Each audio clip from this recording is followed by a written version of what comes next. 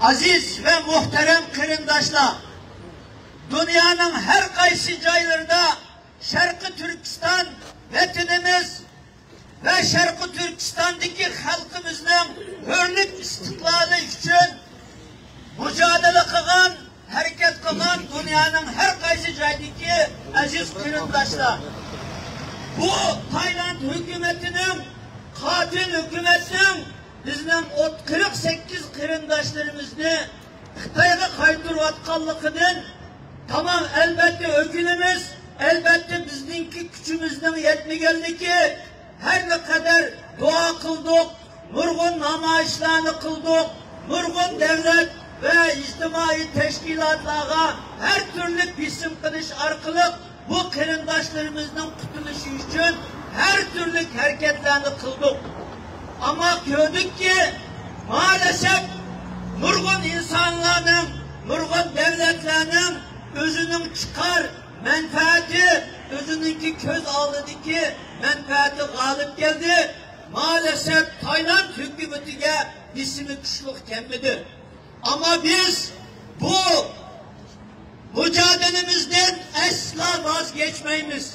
Çünkü biz bunu fakatla birkaç kırındışımızdan ya onun emes Şarkı Türkistan devletimizde, vatanimizde, halkımızda kutkuzganlığı kadar bu kök bayrağımız Şarkı Türkistan'da cevlan kılanlığı kadar bu hizmetke, bu mücadeleye devam kılımız hep ehdi bilip şundak çıktık.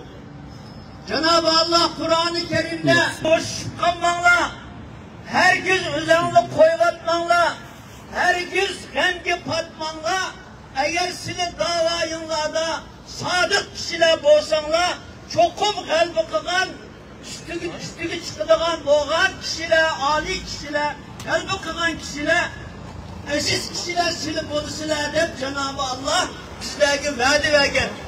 Bu Allah'ın vaadi muhakkak bir gün emin işidir. Bunun iman yetişimiz ve bu iman asasında mücadelemizge devam kılışımız lazım. Bizden ki işimizde kegen bu külfet bulan emes. Bunun altında 2017'den beri kilovattan külfetli köravatımız. Xitay her türlü kili neyranları arkalı bizimle boşak yetişke, bizden aramızda nifak, ittifaklık sokaş için her türlü kili neyranlarını işlevet olur. Onun da her yüz aldınıp gitmeyli özümüzünki sadık bu mücadelemizde sadık olaylı ve buna devam kılaylı. Eğer biz bu yolda kalbi kısak, gazı olumuz ve nurgun mükafatlı ili olumuz, kırındaşlarımızı küldürümüz. Eğer gazı olamay, bu yolda ölüp geçsek en azından şerefimiz bilen Allah'ın aldığı bağmançalı ya Rabbi ben sen kuşunda bir imtihanda kalp koygan şu Müslüman kırındaşlarım için çet elde bayrak götürdüm, avazımı çıkardım. Ben bu yolda mücadele kıldım de Cenab-ı Allah'ın huzuruna yüzümüz ak bir şekilde varalayımız. Onun için herkes bu, bugün ki bu katil Tayland hükümetinin 48 kırındışımızı Xitayga kaytırıp atkanlıktan ibaret bu cinayetini biz bununla karab durup bunundan herkes naümitsizleşmeyli. Biz bu mücadelemizge devam kıllı. İnşallah bu mücadelemiz devam müddetçe Cenab-ı Allah bir gün bunun meyvesini ya ki bizge ya ki bizimki evlatlarımızla Allah nisip kılıdı. Herkes etrafımızda bolap ötken bazı işler, bunların hepsi imtihan.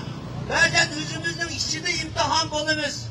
Özümüzün işçideki bazı patparakçılık, bazı ahvallarımız bize nispeten özümüzü yakşı tavlaş, Polat kandak uğan sırı tavlanğandek, hakiki dava ilgileri her xil muşunda musibetlerde tavlanıp çıkıdı. Her güz meselini a kişi yakı bu teşkilat sütü de emez. Bu davanı Allah rızası için Allah bana muşunda bir imtihan, imkaniyet belgelik içinde bu davana devam kılaylı, bu davayımızda sadık olaylı. Cenab-ı Allah hemimizni bu davada sadık olan, vadisine vapa kılan, hakiki, salih, muttaki insanlardan kılsın. Cenab-ı Allah Şarkı Türkistan'ın müstakillikini bizlerinki kolumuz bilen emin ilişki Cenab-ı Allah bizlerini vesile kılsın. Hem beylenden Allah razı olsun. Ankara'daki kırındaşlarımız mı Tayland konsulunun aldıda bizge okşaş bir yerde namayiş kılvatıdı. Dünyanın her kaçı caylarda Şarkı Türkistanlık kırındaşlarımız bu davaya bir kişilik hissini koşup davanı devam kılvatıdı. Hem meylenden Allah razı olsun. Esselamu Aleyküm ve Rahmetullahi ve Berekatuhu. Tekbir!